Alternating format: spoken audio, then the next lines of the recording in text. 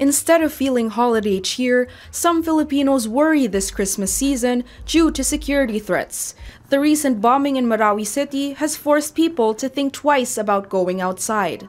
Parang indication na yun na hindi po ligtas yung bawat isa sa atin kasi marami po yung naaapektuhan.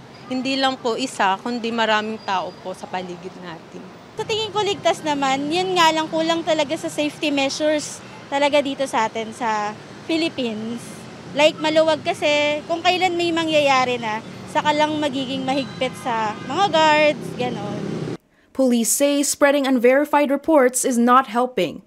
The PNP says on Tuesday alone, it received reports of 7 bomb threats which all turned out negative. Nananawagan po kami sa ating mga kababayan na sana po ay mag-ingat po tayo sa pag-share dahil base po sa ginawa pong investigation ay ito pong mga bomb threat ay kinors through via email.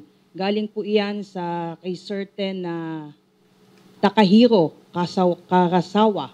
At base po sa investigation po ng ACG, ay this is not the first time po na ginamit po itong email coming from this personality. And in fact, last September and October ay meron din po kumalat na ganitong mga email. The PNP says 6 of these threats sent on Tuesday were directed at government offices in Metro Manila, including the Budget Department, the Labor Department, the National Economic and Development Authority, and the National Museum.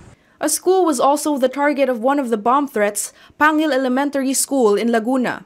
Classes and government transactions in the municipality were canceled. Bawal yan sa ilalim ng batas at maaari po kayong makulong ng hindi bababa po sa 5 taon at may multa pa po na 40. So magtulungan po tayo. Police also assure the public security measures are in place this holiday season.